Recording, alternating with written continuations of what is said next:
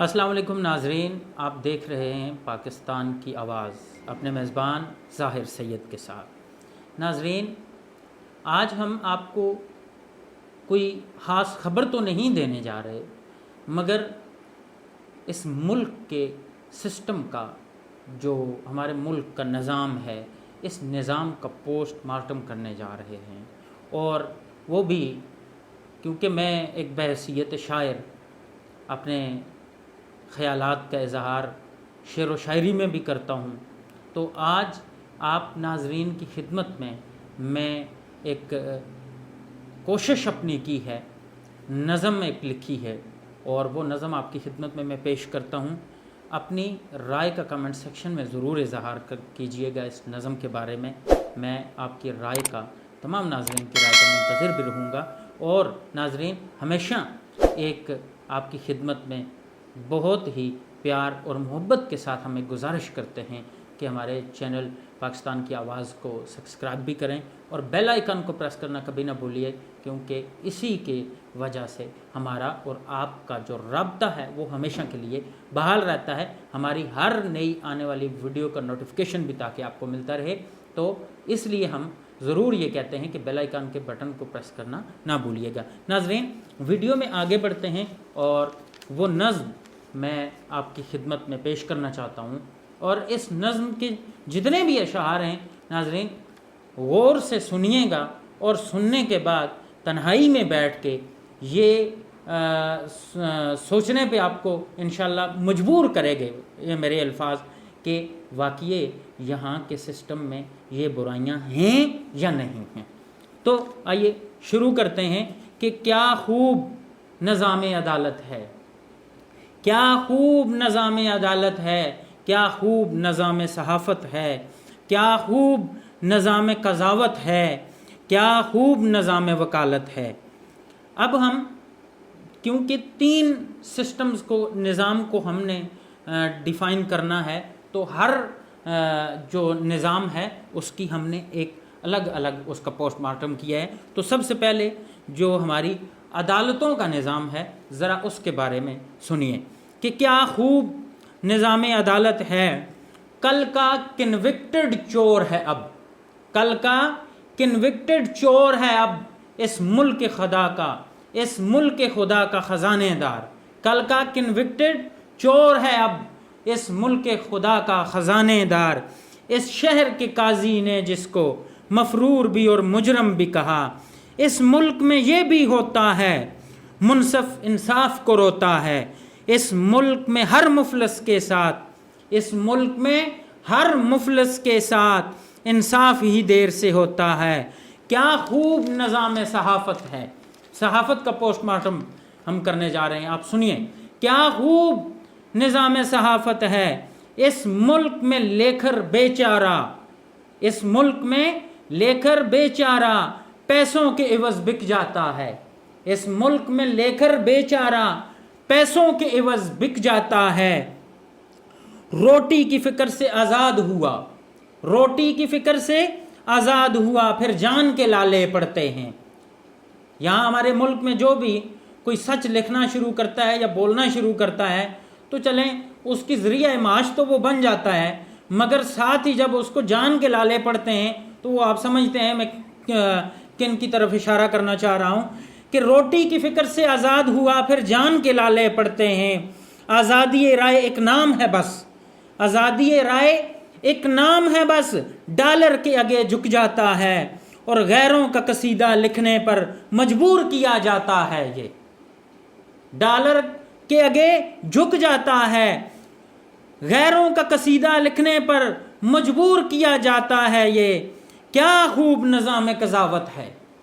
اب ہمارے ملک کے اندر جو قاضی منصف انصاف کرنے والے لوگ بیٹھے ہیں ان کو مخاطب کر رہا ہوں کہ سنیں کہ کیا خوب نظام قضاوت ہے۔ اس ملک میں قاضی بیچارے بہرے نہیں گونگے ہیں سارے۔ اس ملک میں قاضی بیچارے بہرے نہیں گونگے ہیں سارے۔ ڈکٹیشن سننی پڑتی ہے اس لیے بہرے نہیں ہیں، بات غور سے سنیے۔ ڈکٹیشن سننی پڑتی ہے، ڈکٹیشن بول نہیں سکتے اس لیے گونگے ہیں. ڈکٹیشن سننی پڑتی ہے, ڈکٹیشن بول نہیں سکتے. کیا خوب نظام وکالت ہے اس ملک کی وکالت کا سسٹم. سنیے, اس کا پوسٹ مارٹم کرتے ہوئے میں نے اپنے خیالات کا اظہار کیا, اور اس ملک کے سسٹم کی ترجمانی کرتے ہوئے میں نے کوشش کی ہے کہ اس ملک کے سسٹم کی ترجمانی کی جائے کہ کیا خوب نظام وکالت ہے. قانون تو ملک کا اچھا ہے, قانون تو ملک کا اچھا ہے, پر سامنے جھوٹ کا لچھا ہے. قانون تو ملک کا اچھا ہے, پر سامنے جھوٹ کا لچھا ہے. یہاں تگڑی فیس جو مانگتا ہے, قانون بھی اس کا سچا ہے. یہاں تگڑی فیس جو مانگتا ہے, قانون بھی اس کا سچا ہے. اور سچ کو جھوٹ اور جھوٹ کو سچ, یہی کالے کوٹ کا دھندا ہے. کالا کوٹ میں نے بھی پہنا ہوا ہے, مگر میں کوئی وکیل نہیں ہوں, مگر میں یہ بات اس لیے کہہ رہا ہوں کہ ہمارے معاشرے کے اندر جو کچھ عدالتوں کے اندر کیا جاتا ہے, تو مجھے بڑے افسوس کے ساتھ سعادت حسن منٹو کا وہ قول یاد آ جاتا ہے کہ ہمارے ملک میں سب سے زیادہ جھوٹ عدالتوں میں قرآن پہ ہاتھ رکھ کے بولا جاتا ہے, اور سب سے زیادہ میخانوں میں شراب پی کے سچ بولا جاتا ہے. اور بڑے افسوس کی بات ہے کہ کچھ حقیقت بھی ہمارے معاشرے کی یوں ہی ہے کہ سچ کو جھوٹ اور جھوٹ کو سچ, یہی کالے کوٹ کا دھندا ہے. انصاف کی جنگ لڑتا ہے کون, انصاف کی جنگ لڑتا ہے کون, یہاں ہر دولت کا بندہ ہے. انصاف کی جنگ لڑتا ہے کون, یہاں ہر دولت کا بندہ ہے. ارے اے چاند یہاں نہ نکلا کر, اے چاند یہاں نہ نکلا کر, قانون یہاں کا اندھا ہے. ناظرین, اگر میری اس نظم میں کسی کی دل آزاری ہوئی ہو تو میں بصد احترام بڑی عزت کے ساتھ ان سے معافی چاہوں گا, مگر میرا ہرگز مقصد کسی کی دل آزاری کرنا نہیں ہوتا. میں بحیثیت صحافی اور بحیثیت ایک قلمکار, میرا یہ فرض بنتا ہے, میں اس کو اپنا فرض سمجھ کے لکھتا ہوں کہ معاشرے کے ان مسائل کو, سسٹم کی ان خرابیوں کو اجاگر کیا جائے کہ جس کی وجہ سے ہمارے ملک کی عوام انصاف میں بھی بہت پیچھے ہے اور تعلیم میں بھی بہت پیچھے ہے. اور یہاں پہ غریب کی داد رسی کرنے والے کوئی 100 میں سے 1 نکل آئے تو یہ بھی بہت بڑی بات ہے. ورنہ ہمارا معاشرہ, خاص کر میں اپنے پاکستانی معاشرے کی بات کروں گا کیونکہ میں اس معاشرے میں رہتا ہوں, میں اس معاشرے کا حصہ ہوں, بحیثیت ایک شہری, بحیثیت ایک پاکستانی ہونے کے ناطے, اس معاشرے کا فرد ہونے کے ناطے, اس معاشرے کی دیوار کی ایک اینٹ ہونے کے ناطے میرا یہ فرض بنتا ہے کہ ہر وہ بات, ہر اس جرم کو ایکسپوز کیا جائے, لوگوں کو ایجوکیٹ کیا جائے, لوگوں کو یہ بات بتائی جائے کہ یہ ٹھیک ہے. اور یہ بات ضروری نہیں کہ میں کوئی حرف آخر ہوں, نہیں, میری ہر بات کوئی ٹھیک ہو سکتی ہے, نہیں, میں بھی غلط ہو سکتا ہوں, میری رائے غلط ہو سکتی ہے, مگر سسٹم کے اندر جو خرابیاں ہیں وہ روز روشن کی طرح عیاں ہیں, اور ہمیں یہ بات سمجھنے کی ضرورت ہے. ناظرین, ہم بنیادی طور پہ انتہائی زیادہ اخلاقی پستی کا شکار ہیں, ہم بہت زیادہ اخلاقی پستی کا شکار ہیں. میں اپنے ایک دوست, جب ان سے میری ملاقات ہوئی تو وہ جرمنی سے واپس آئے تھے, تو انہوں نے مجھے کہا, شاہ صاحب کہ میں وہاں پہ ٹریک پہ پیدل چل رہا تھا تو میرا پین نیچے گرا, تو پیچھے سے ایک خاتون آ رہی تھی, تو اس نے مجھے پین اٹھا کے دیا کہ یہ آپ کا پین ہے, اور ساتھ تھینک یو بول رہی ہے.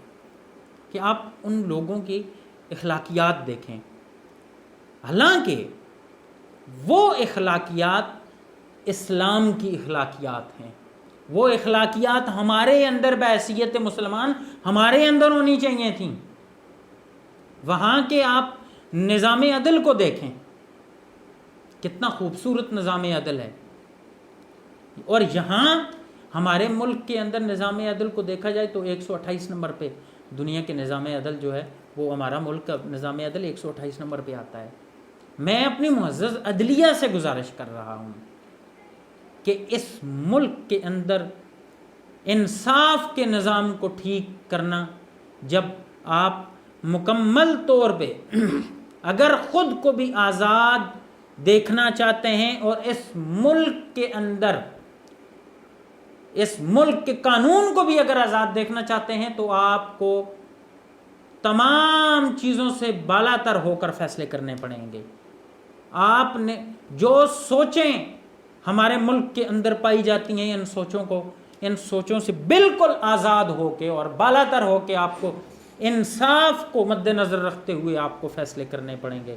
تو تب جا کے کیوں کہ ہمارے ملک کے اندر جب بھی سنا جاتا ہے نون لیگ کی حکومت، تحریک انصاف کی حکومت، پیپلز پارٹی کی حکومت، بھائی جب تک ہمارے ملک میں عوام کی حکومت نہیں ہوگی تب تک اس ملک کے اندر کسی غریب کی داد رسی نہیں کی جا سکتی. کیوں کہ جمہوریت عوام کی حکومت ہوتی ہے، نام کی جمہوریت. پھر آپ سمجھ سکتے ہیں کہ میں کیا کہنا چاہتا ہوں یا میں کیا اشارہ کرنا چاہتا ہوں کہ پھر وہ حکومت کس کی ہوتی ہے. پھر سراج الحق صاحب کی مجھے وہ ویڈیو یاد آ جاتی ہے کہ جس میں انہوں نے کہا کہ مجھے احساس ہوا کہ جب میں نے مختلف صوبوں کے لوگوں سے، ان کے چیف منسٹر سے میں نے رابطے کرنے کی کوشش کی کہ میرے علاقے میں 5-6 بندے بالکل سیلاب کی زد میں ہیں، وہ بے یار و مددگار ہیں، ایک ہیلی کاپٹر دے دیں، تو میرا چیخو پکار کسی نے نہیں سنی. تو پھر مجھے اس وقت یہ احساس ہوا کہ یہ ملک 22 کروڑ عوام کا نہیں ہے، بلکہ یہ چند لوگوں کا ہے کہ جن کے لیے موٹر، کاریں، ہیلی کاپٹر، جہاز سب چیزیں دستیاب ہوتے ہیں، مگر ان غریب لوگوں کے لیے نہیں ہوتے. ناظرین، ہمارا بھی یہی موقف ہے، ہم بھی یہی چاہتے ہیں، ہم بھی یہ کہتے ہیں کہ ہم نے جو زندگی گزار لی گزر گئی سو گزر گئی، مگر ہماری آنے والی نسلیں اس پستی کا شکار نہ ہوں. ہماری آنے والی نسلیں سر اٹھا کر جئیں، فخر کے ساتھ وہ اپنے آپ کو کہیں کہ ہم پاکستانی ہیں. ہمارا مورال دنیا میں بلند ہونا چاہیے. ہمیں آج تک ہم نے یہ نہیں، اس چیز کا تعین بھی نہیں کر سکا کہ ہم اپنے ملک کے لیے جو کام بھی کر رہے ہیں، کیا ہم ملکی مفاد کے لیے کر رہے ہیں یا اپنے مفاد کے لیے کر رہے ہیں. کچھ لوگوں نے تو یہ بڑی واضح سی بات ہے، انہوں نے اس چیز کا تعین کیا کہ وہ ان کے مفاد کے فیصلے، وہ اپنے ذاتی مفادات کے فیصلے انہوں نے اپنے مفاد کے فیصلوں کو ملکی مفادات کے فیصلوں پہ ترجیح دی. پھر ملک یہاں تک پہنچا اور آج ملک کی یہ حالت ہے کہ غریب ایک وقت کی روٹی تو دور کی بات ہے، اب روٹی کو یہ وقت آ گیا ہے کہ روٹی کو دیکھنے کے لیے بھی وہ ترس جائے گا. وہ وقت دور نہیں ہے ناظرین کہ جب ہمارے ملک میں لوگ بھوک سے، پیاس سے مریں گے، لوگوں کے پاس پہننے کے لیے کپڑے نہیں ہوں گے. ہمارا معاشرہ خیالات کے لحاظ سے پہلے سے ننگا ہے.